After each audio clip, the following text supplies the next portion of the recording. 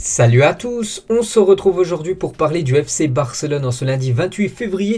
Et les lundis comme ça sont un peu moins difficiles à côté Barcelone quand il y a des magnifiques victoires comme hier soir. Donc c'est un match de Liga entre l'équipe Blaugrana et l'équipe de Bilbao.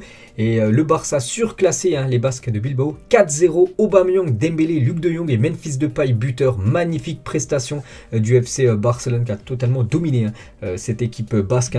Une victoire spectaculaire on peut dire pour les Blaugrana. Ici on regarde les stats du match vraiment pour vous dire que c'est une victoire nette, méritée.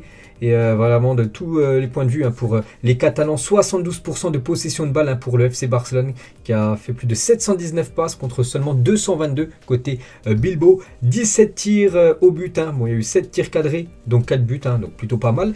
Niveau efficacité, donc tous les voyants était au vert hier pour ce match. Vraiment une magnifique prestation des Catalans. Et la soirée est réussie avec cette victoire 4-0.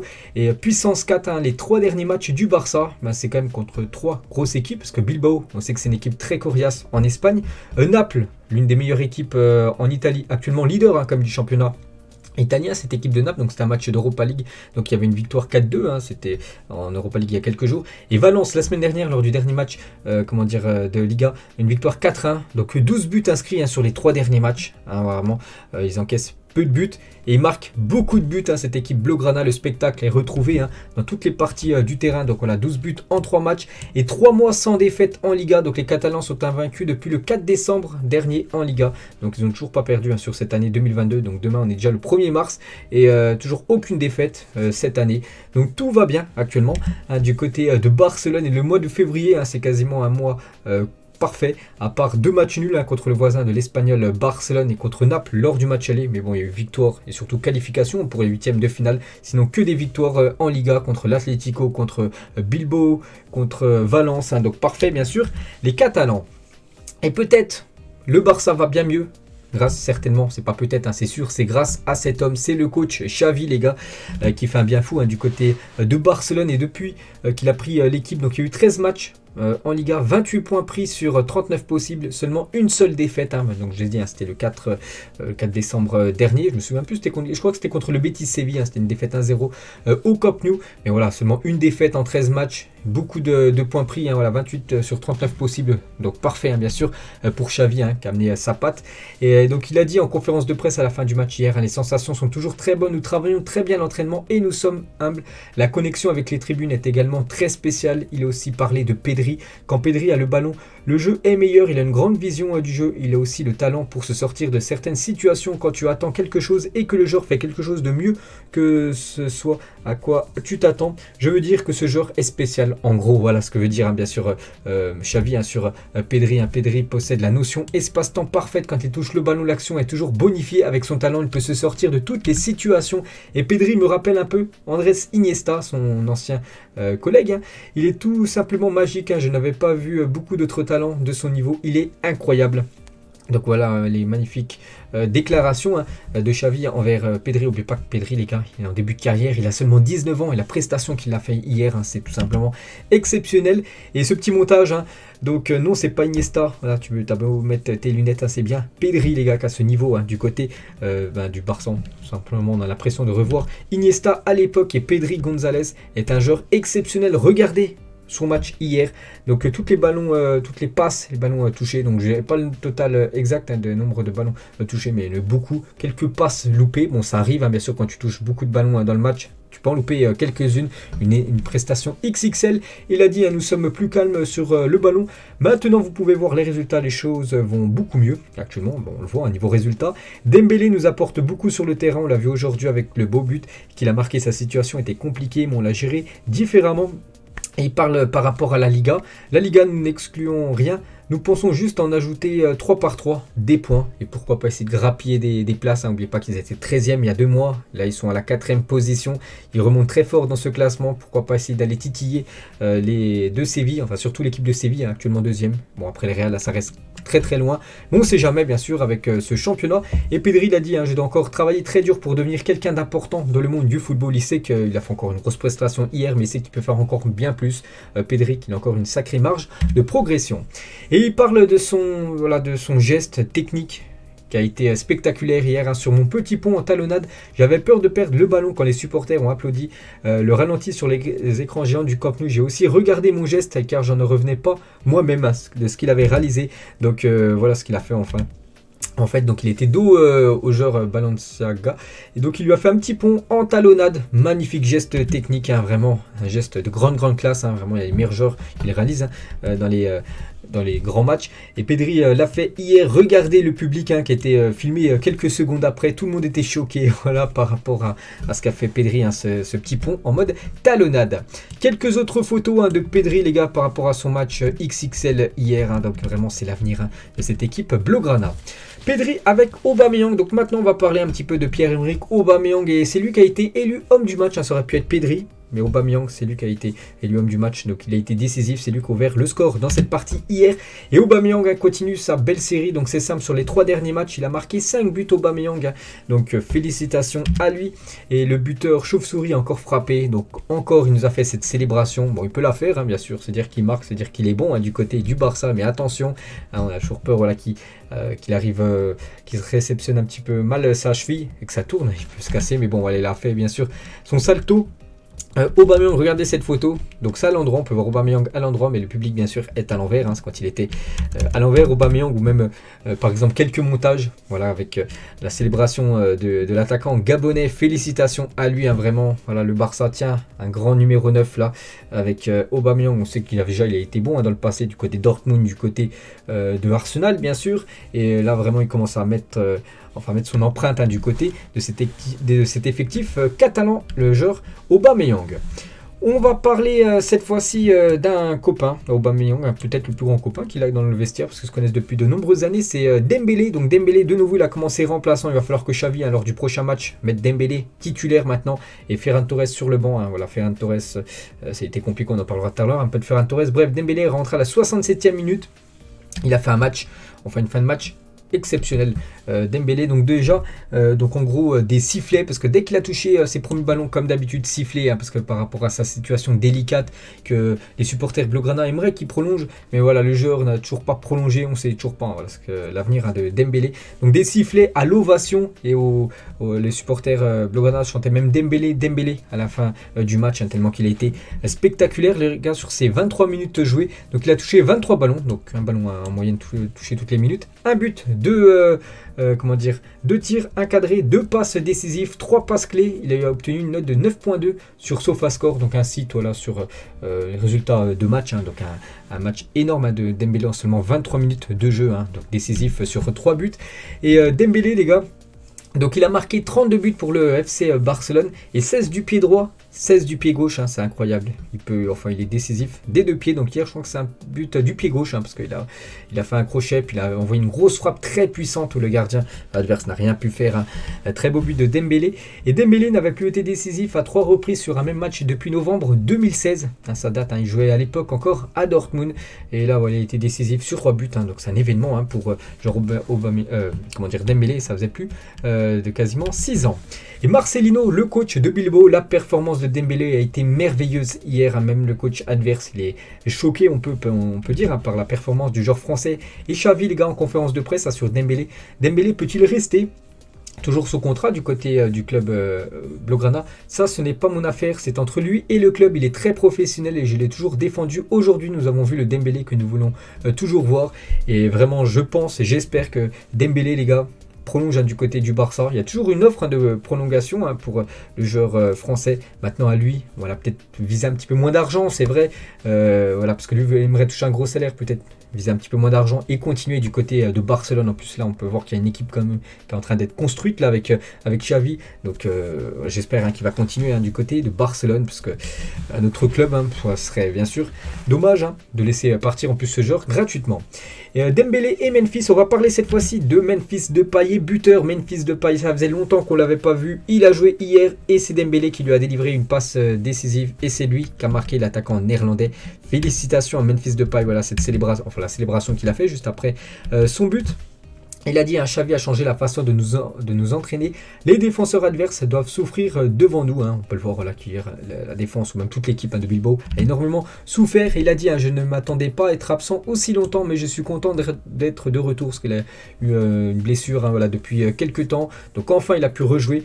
Voilà, que dire, Memphis Depay, l'équipe est en forme maintenant, je suis content de le voir. Donc maintenant à Depay d'être décisif, parce que quand on voit Aubameyang qui marque 5 buts sur les 3 derniers matchs, quand on voit Adama Traoré qui a fait encore une belle partie, Ousmane Dembélé qui est remplaçant, mais voilà, il rentre en cours de jeu, ça va être compliqué. Luc de Jong aussi qui a été décisif, voilà, pour Depay, ça va être compliqué maintenant de retrouver on va dire une place de titulaire pour l'ancien joueur de Lyon.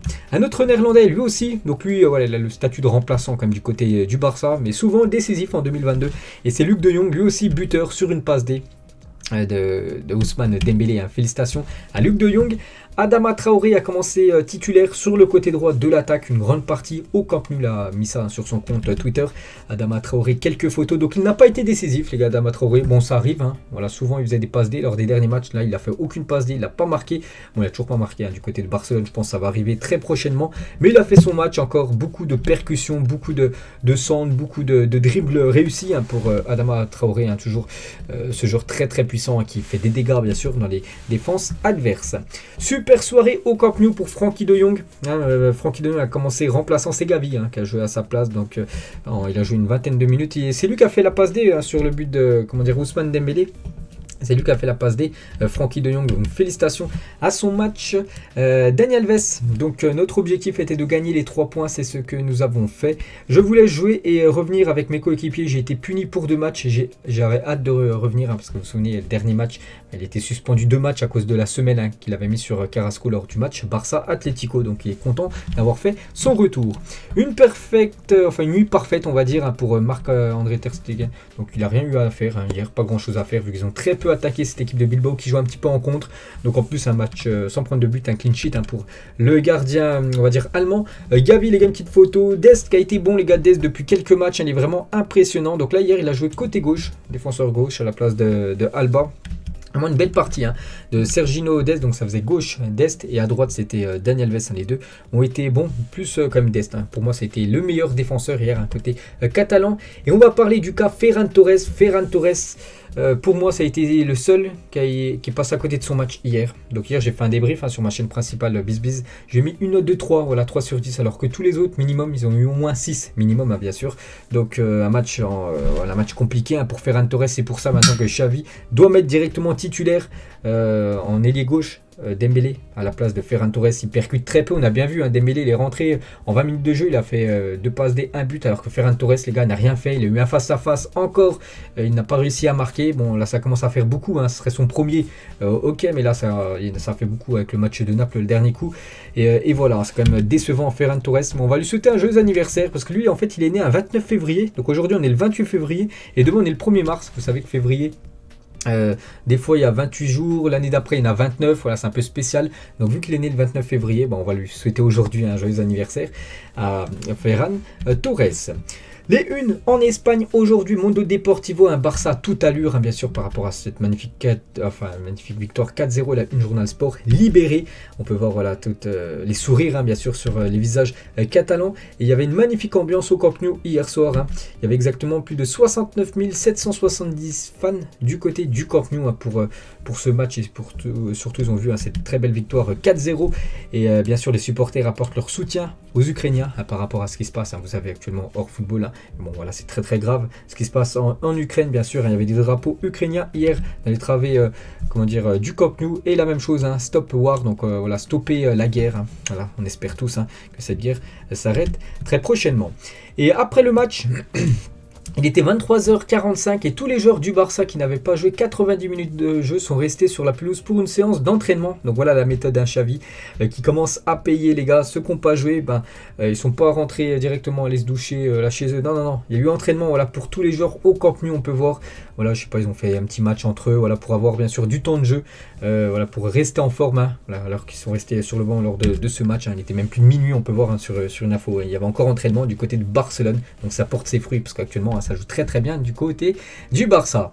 Et du coup avec cette victoire, on regarde un petit coup d'œil au classement. Je me souviens, le Barça était 13e à la place de Elche, là, le futur adversaire du Barça, il y a à peu près 2-3 mois. Et maintenant ils sont 5e, mais bon ils sont 4e parce que le niveau est différent, je sais pas pourquoi ils sont classés 5e alors qu'ils sont 4e, comment dire, l'Atlético a plus 13 alors que le Barça a plus 18, bref, bon voilà, on sait qu'ils sont 4e avec un match en retard hein, sur l'Atlético Madrid et le Betis Séville. Donc s'ils gagnent leur match en retard, ils pourraient passer à cette 3e position à cette équipe Blaugrana. Donc voilà, tout va bien actuellement. Et Ancelotti les gars, coach du Real Madrid, le Barça va de mieux en mieux, il peut encore concourir pour la Liga. C'est vrai que le Real est quand même très très loin, hein. Ils sont à 60, il y a 15 points d'écart. Bon, le Barça a un match en retard, s'ils gagnent leur match en retard, il y aura 12 points d'écart. Après, tout peut arriver, n'oubliez pas que là, dans le programme, dans les prochains matchs, il y a ce Real Madrid-Barcelone hein, prévu le 20 mars prochain, là, dans quasiment un mois. Mais avant ce gros match, hein, ce Classico, mais il y a des gros rendez-vous. Déjà la semaine prochaine, ça sera dimanche prochain le prochain match. Ça sera à 16h15 en après-midi contre Elche, un 13e du championnat, on a vu le classement avant. Ensuite, le Barça contre Galatasaray à 21h le jeudi. Barça-Osasuna le week-end d'après. Et de nouveau, le retour hein, contre le Galatasaray avant le match contre le Real. Donc là, ça va être un mois déterminant, ce mois de mars, hein, voilà, pour l'équipe Blaugrana qui va avoir des très gros rendez-vous. L'équipe les gars à l'entraînement, regardez une petite photo, on peut voir les sourires. Après bien sûr cette victoire, hein, tout le monde est heureux, hein, tout se passe bien actuellement hein, du côté de Barcelone. Une petite info concernant Léo Messi, légende totale hein, du côté de Barcelone. Donc il était de retour hier à Barcelone, où il va y passer quelques jours, hein, vu qu'il a quelques jours de repos avec son club actuel du PSG. Donc à la fin du match contre l'équipe de Saint-Etienne, un samedi soir avec son équipe parisienne où il était décisif, hein, il a délivré 2 passes D, bref, il a pris l'avion direction Barcelone hein, pour retrouver ses amis. On peut voir Fabregas, on peut voir aussi Luis Suarez. Hein. La retrouvaille à Barcelone hein, entre ces 3 grands copains. Inaki Peña, joueur prêté au Barça par à l'équipe du Galatasaray, et Arda Turan, donc les joueurs du Galatasaray, retourneront au Camp Nou hein, pour ce match Barça-Galatasaray, bien sûr imprévu à peu près dans une dizaine de jours. Hein. Donc Inaki Peña, les gars, fait du bon taf actuellement hein, du côté du club turc. On va parler à niveau mercato, les 2 priorités de Xavi pour renforcer son équipe cet été sont donc déjà Haaland, hein, bien sûr, Haaland doit être une priorité, et aussi Kalidou Koulibaly. Et concernant Koulibaly, hein, aimerait rejoindre le Barça cet été. Naples est favorable à une vente lors du prochain mercato estival, c'est pour ça qu'il y a de grandes chances déjà qu'il quitte cette équipe de Naples et peut-être venir du côté du Barça. Là, ça ramènerait vraiment de la puissance. Hein. Je pense que c'est pour préparer l'après Piqué, parce que Piqué a 35 ans, et vraiment une défense Koulibaly, Araujo en défense, ça peut être très très lourd. Hein. Déjà, les deux sont des sacrés gabarits. Ça peut être vraiment une défense très physique hein, du côté du Barça pour les prochaines saisons.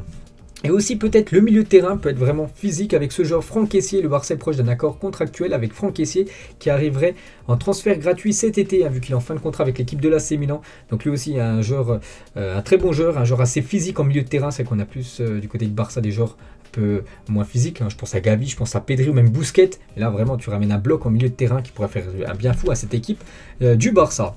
Et concernant Haaland, on revient sur le cas Haaland, hein, il ne reste plus que 3 clubs en lice hein, pour recruter Haaland cet été. Donc Manchester City, le Real Madrid et bien sûr le FC Barcelone, donc le PSG ou même le Bayern Munich ou même Chelsea hein, sont hors course hein, pour la signature de l'attaquant norvégien. On va parler de Christensen. Les dirigeants de Chelsea hein, pensent que le défenseur danois va rejoindre le FC Barcelone cet été. Ses coéquipiers le supposent également. Personne ne s'attend à une prolongation de contrat de la part du défenseur danois. Donc du coup, belle piste encore hein, pour le Barça. On parlait de Franck Kessié qui pourrait arriver gratuitement. C'est la même chose hein, concernant ce joueur. Aussi hein, qui pourrait arriver gratos hein, du côté du Barça. Lui aussi c'est un défenseur, peut-être Koulibaly, Christensen, les futurs défenseurs centraux du côté de la Catalogne. Et on finit aujourd'hui, c'est la dernière info. Coutinho à SPN, hein, je ne regrette pas d'avoir signé pour Barcelone. Des fois dans la vie, il faut prendre des décisions et mon rêve était d'y jouer. Donc il y a joué malgré que ça a été un flop. Hein, on sait du côté de la Liga, c'était son rêve hein, de jouer du côté du FC Barcelone. Il l'a fait.